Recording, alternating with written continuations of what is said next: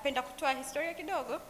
Tulikutana sehemu ya kazi kipindi cha corona 2020. From there alianza kuwa best friend wangu kwa sababu sikuwa na mahusiano yoyote. Kwa hiyo we used to go here and there kipindi hicho, and then baada ya kuwa na friendship ya mwaka mmoja, then akaamua kuniambia ukweli, and then we started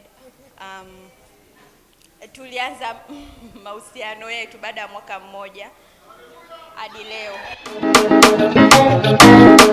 Anaitwa Coleman Robert Simon.